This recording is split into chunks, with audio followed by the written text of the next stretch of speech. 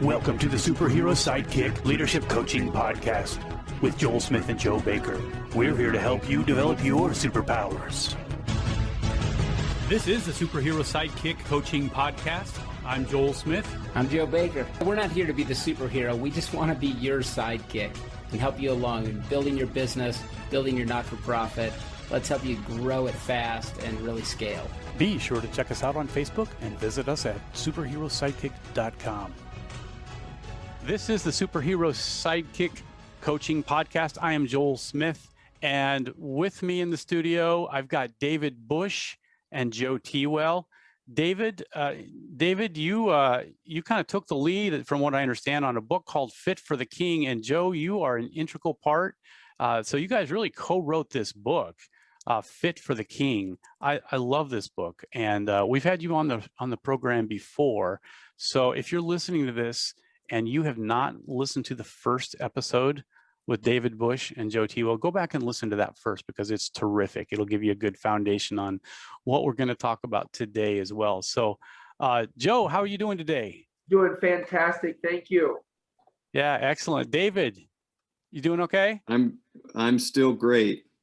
Yeah, excellent. For all of you that don't realize this, we just did the first part just before this, but we're pretending like they're separate. So anyway, a little bit peek behind the curtains. So we are talking about we're talking about physical fitness, spiritual fitness, all kinds of fitness today. And so, you know, David, you and I and Joe, we talked about this before the show began, and we came up with a theme today that we want to talk about for this episode, and that is the need for coaching in the church.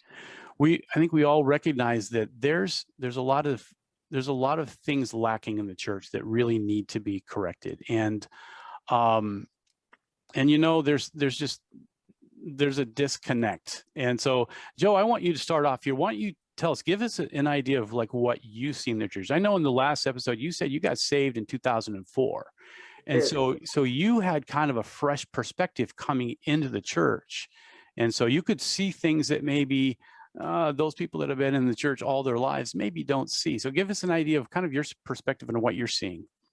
Well, I come from a completely different background than David, and I come from a family of dysfunction and addiction, and suffered addiction for about 30 years of my life. And however, in that addiction, I found out some things about myself, that exercise was good and food made me not want drugs. If I ate the right food, I could replace narcotics, and even if it was for a short time. And not only did I have addiction, but then fitness began to replace it, but not in a healthy way, to a point where I trained my body for competitions. And I built a career around my physical body, the way I looked, the way I carried myself, the knowledge base that I had of exercise. People rewarded me for all of that hard work. And, you know, long story short, that turned out to be pretty empty, and found out that I, at the end of the day, was still broken and had voids that I was trying to fill with bench presses and curls and kale that just couldn't be filled.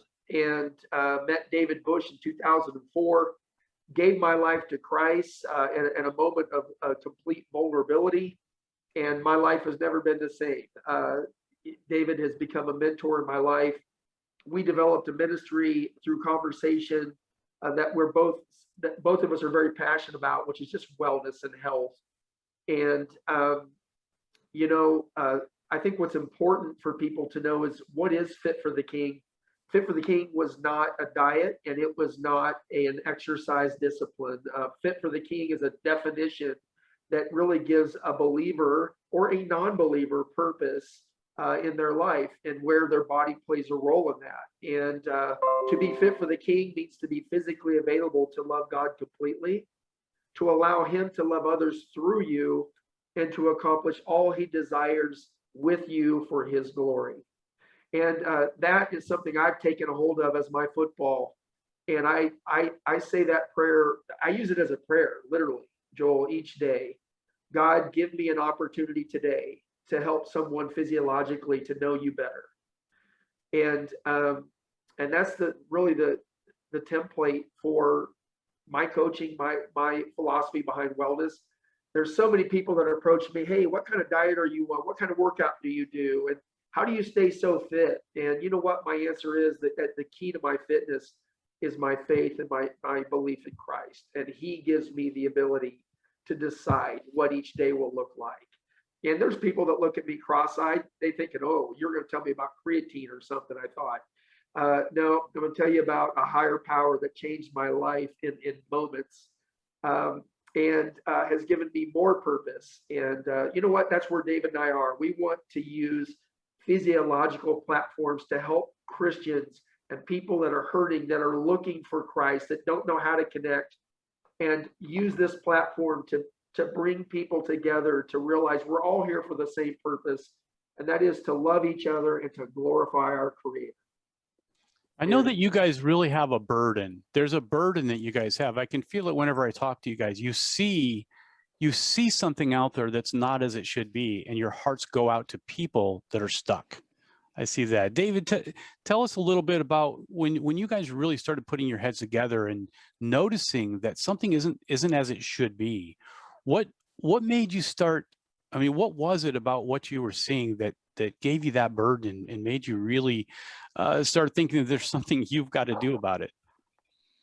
Well, one of the tells on that was the fact that I had spent my entire life, which at that point was nearly 50 years, in good churches, Bible-believing churches, and had never once heard a message that made any connection between how I stewarded my body and what I ate and how I moved with my spiritual life. And when you think about that and the implications that our health has on every aspect of our life, be it relational or financial or you know, obviously the physical and the spiritual, that is an incredible omission. As if the Bible had nothing at all to say about how we would steward something so critically intertwined with every other aspect of our life. And so looking at that, you know, yawning void, it didn't seem right. And as Joe came into my life and started asking questions from his perspective, coming from the fitness world, and by his own admission, an unbalanced life in the fitness world, one that made that everything. And he came to the inevitable end of a life that makes fitness everything. And it wasn't pretty. But then coming into the church that was going exactly the opposite direction, where nobody seemed to give a moment's thought about physiological implications to their spiritual walk or their family life or whatever, and it was never talked about. That just seemed to be something wrong with that equation. So, you know, we got to work trying to not just bring our ideas about, you know, diet and exercise or philosophies from the world, but there's, you know, certain scientific truths that God has shown to be true about us and how our bodies function and what it wants to fuel it, you know, how we digest things and how we respond to different inputs. Yeah, but what would our motivation be as believers to approach this differently and to make this the right kind of a priority, not the biggest priority, but fall into the right place of priority in the walk of a Christian, that would actually enable them to be a life that thrived, a life that enjoyed things the way God intended to be, and frankly, a life that was productive. And that was something we didn't hear much about in the church either. When you first mentioned, you know, coaching at the beginning of this, how do you bring coaching to the church? Most people would kind of reactively say, well, we need to learn more about the Bible, you know, or I need to learn tools and resources to help me share my faith more effectively. And that's the kind of coaching I need. And that may well be true. And certainly those things are important. But most people who have been at least in a good church for any period of time have had years of teaching and special conferences on all manner of that kind of thing. But they've never once been challenged to think about being coached to a different way of living physiologically that would actually enable them to be better at all those other things. And so we're trying to fill that gap and find the right balance between, Joe's inspirational, drive to be all you can be and reach your potential physiologically, which is not all bad. That's good. But also tell people that walking out this Christian life and being productive and being useful and being available for the good works he wants us to do is more than just Bible verses and more than quiet times and more than gathering on Sunday. We're interacting with a culture that is going to demand our physiology be ready to engage them. Right. And most people are wanting help that oftentimes means we need to be physiologically engaged with them and bring the Bible verses and bring our testimony and bring our Bible knowledge, yes. But oftentimes the very first way we're going to begin developing relationships and begin experiencing common ground with people is perhaps helping them in some way, engaging with them physiologically in some way that is going to let them know we care and that we love them and we're available to them. So it all works together, and one part has largely been ignored, and is still we get stiff-armed pretty good a lot of the time, because the people leading that train are the staffs and so forth at the churches that are frankly in this area of life leaders in bad behavior. And this is an area that when I get to talk with the many pastors I coach, they will tell me that this has been an area that convicts them, that they know that they're not what they should be and they feel bad about it. They don't really know what to do about it. They don't know how they didn't teach them in seminary or Bible school anything about this. It was just keep your nose to the grindstone, try harder, spend more time working for the Lord.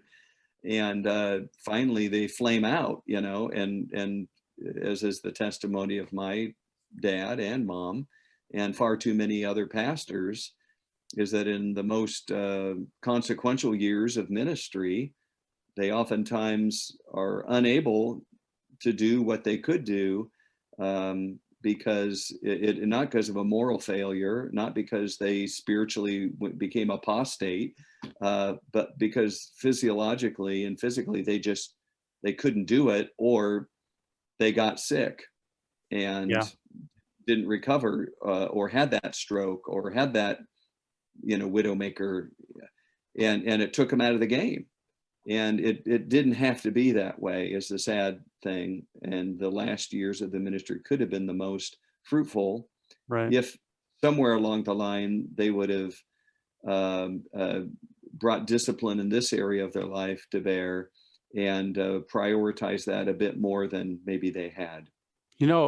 This is really interesting. And, we start off mentioning that we want to talk about coaching in this. And David, you've made some good points. But let's talk about coaching here just for a second. A lot of people don't really know what coaching is. And coaching, from a biblical perspective, it is a form of discipleship.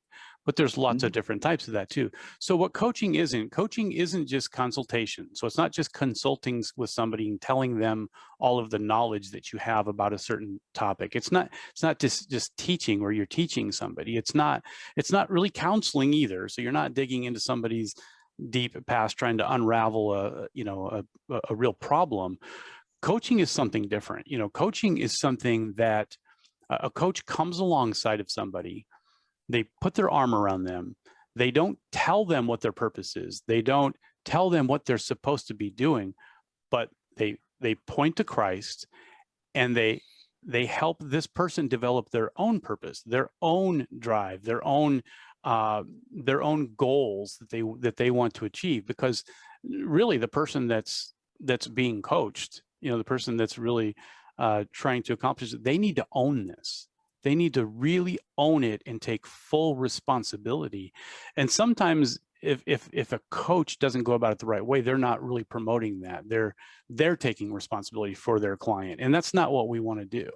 Like in the coaching that I do in my company, my business, with my managers, my leaders, I tell them point blank, every one of them knows this, and that is that I am not going to solve your problems for you.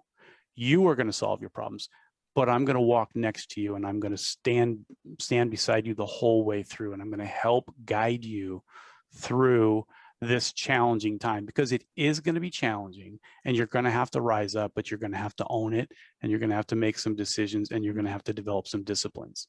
And really, this is what we're talking about in the church that's missing. Am I right? I mean, wouldn't you say that discipleship just looks different? It maybe it's a little fluffy. It's telling people what they want to hear. It's just pointing to the Bible over and over and praying and all of this. But sometimes we're not really coaching in the way that God would have us coach or disciple people. So, Joe, can you touch on that?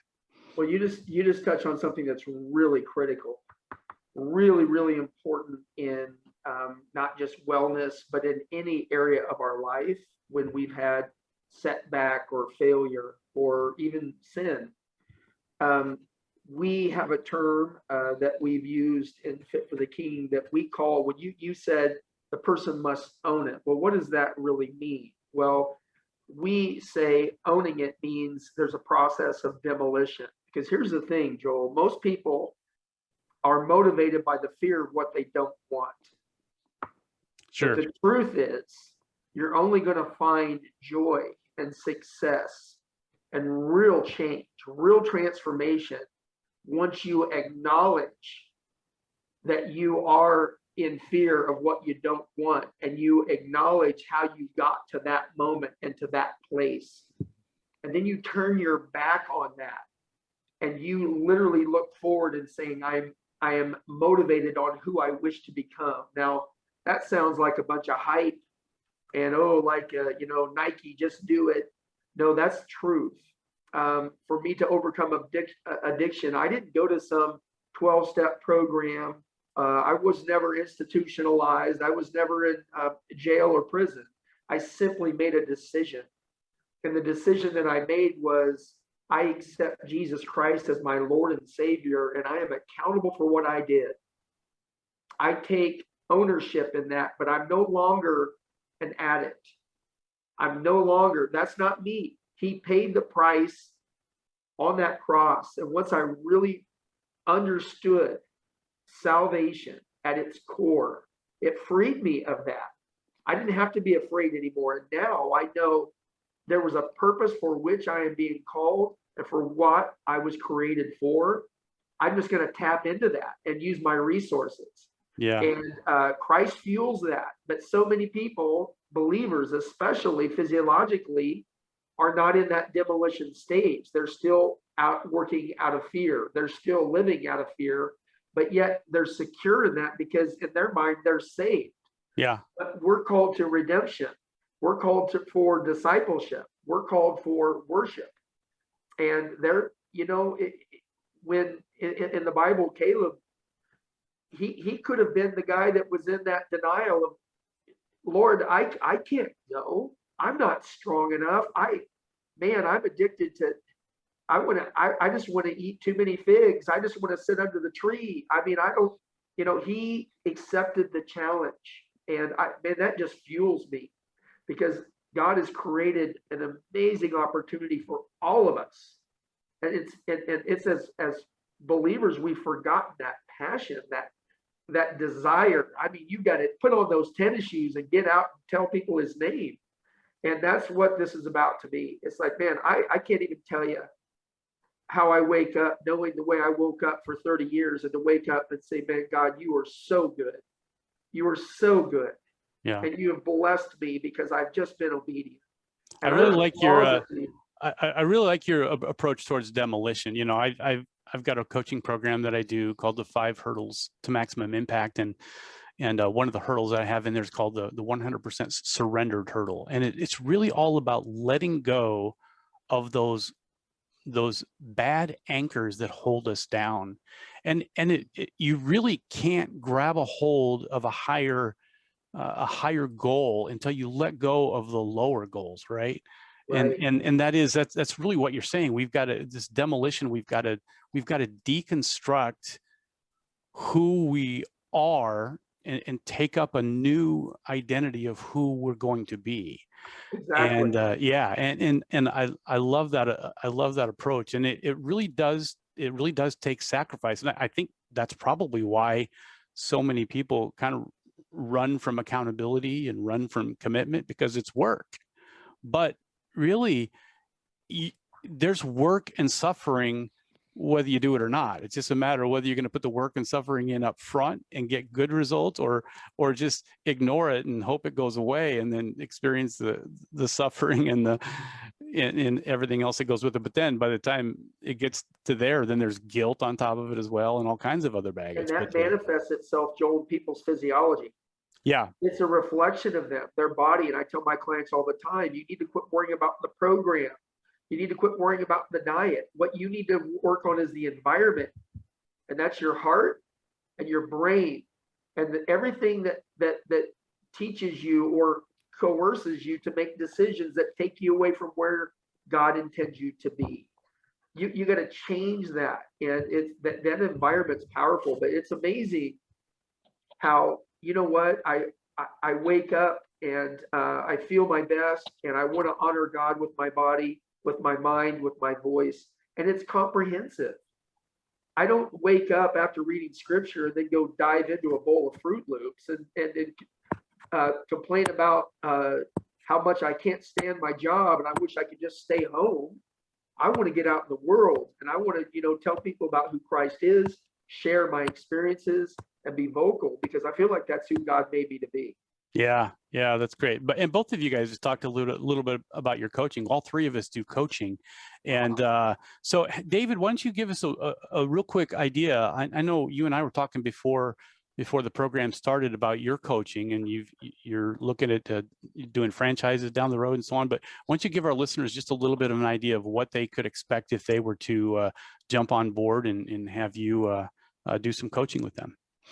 Sure. Well, coaching for me does involve some teaching. People need to understand some principles that they may have misunderstood, and there's certainly plenty of bad information out there about either the priority of our physiology, biblically speaking, or the diet and exercise trends and fads and whatnot. But we touched on that first area, which is demolition. I'm going to come alongside and teach, and I'm going to encourage. I'm going to hold people accountable with at least the kind of accountability I can have remotely if I'm not there with them, to encourage them in all of this. But demolition, demolish wrong thinking about God, demolish wrong thinking about ourselves, demolish wrong thinking from our culture about what's the best or only way to approach diet and exercise things. Our culture's got a lot of bad ideas about that. So we want to demolish those and not carry those into the future and drag in the past. Once those things are, the rubble is cleared away, we need to set a new foundation. We need to understand some foundational principles about how our body works, about the value of exercise and the value of a good diet. We need to understand some foundational principles from God's word, like sowing, reaping, and compound return, and how those work themselves out in our physiological life, as well as so many other areas of life. The Christian may think, because I'm a Christian, I really don't experience the consequences that come from sowing bad seed. And that's not true.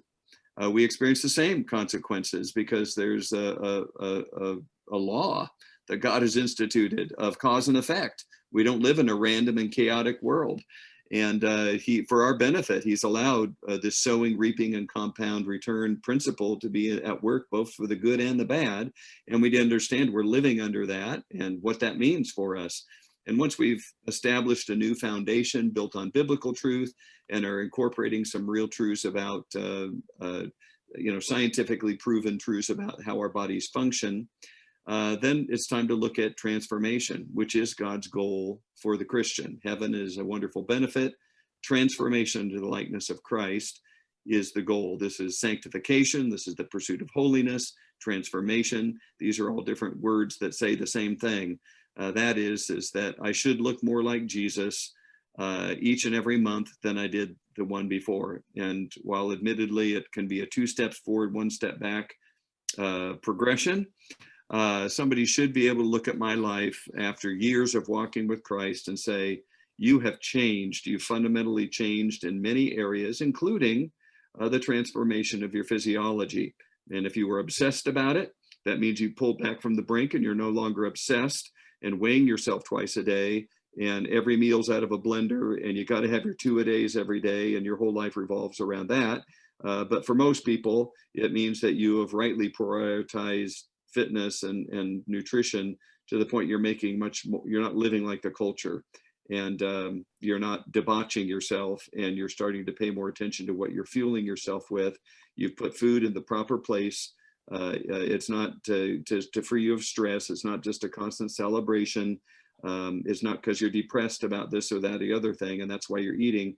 You're eating to fuel yourself for service, and you're increasingly transforming in different ways that actually it looks like the gospel of redemption is redeeming your life in a holistic way, and people can look at you and say, wow, you've changed, and you've changed for the better. You look more like Jesus, and that does have a physiological component. We can follow Jesus in our body care, and we talk about that. So demolition, foundation, transformation, and giving encouragement, accountability, and teaching, and in tools and resources to help them do that and live counterculturally is what my coaching is about. Yeah. So you mentioned 2 things that I really liked in there. And I think it's worth just kind of repeating a little bit. So you talked about universal principles, and that really is the essence. And in fact, that's the key, because the whole idea of universal principles is it really doesn't matter what your faith is with universal principles. It is the way that our world was created.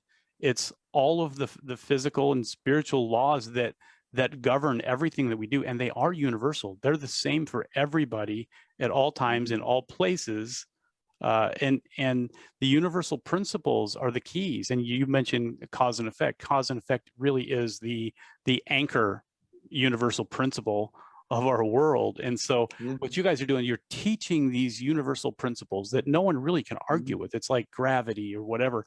And then the other thing that you mentioned was the compound effect.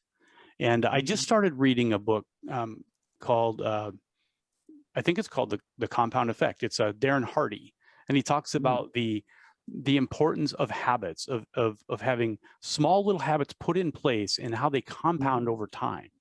And yet we like to think in feast and famine so often. So many people, we think, we go on a diet and we think we're going to lose 20 pounds in a month. And that's not feasible, and it's not maintainable. We can't do it. We find ourselves quitting, and then we bounce back into, povertish thinking, and then we bounce back and forth. But we're really talking about how coaching can help us anchor ourselves to these universal principles and can help us understand the compound effect. That means that we don't have to expend ourselves 100% all the time. It means we need to pace ourselves and put little habits in place every day. And as we get healthier and healthier, we put more habits in place, and we just get stronger and stronger. And those habits are things that we just do that become automatic. They override our old, subconscious thoughts with conscious thoughts. And then those things become habits over time. And so, and really, everybody out there, just so you know, that's what coaching is all about. Coaching is about transformation. It's about helping people think different, and so that they can feel and be different.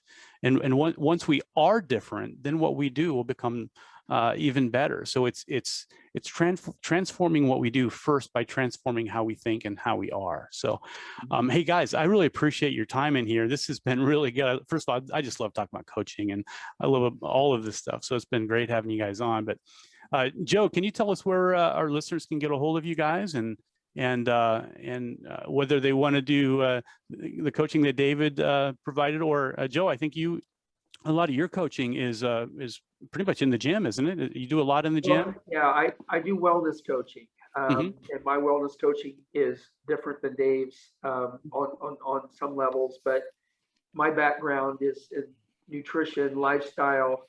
I have a health coaching license, and obviously 30 years of personal training. But so I'm a person that really specializes in lifestyle management. If you're somebody that's listening that doesn't know what diet works and what one they should do, what kind of exercise is best, I'm the person you want to talk to. I can help you with that, putting it into perspective, whether it's in your home or your garage or at a gym. But you can connect with us, with David, on the website www.fit4theking.net, and go to our Facebook page, Fit for the King, Instagram, or you can go to Transformation U, which is my wellness site that I do a lot of my videos for motivational purposes behind behaviors and habits. People love video. Yeah. That's great. So so contact these guys if you want to know more, if you want to hook up with them. If you're looking for some leadership coach, or you need some empowerment coaching, I'd love to help you with that. You can go to joelsmithcoach.com. If you're a fundraising organization or nonprofit organization, go to superherosidekick.com. My co-host Joe Baker, who's not on the program today, would love to talk to you about that. He's an expert at fundraising and marketing. He's a guru at branding and so on. But we appreciate you all being on the program. We'd love to have you subscribe and give us some comments on the show, and we'll see you next time. So hey, thanks David, thanks Joe. Appreciate you guys being on the program. Thank you. Glad to be here. Thank you. All right. Have a good day, everybody.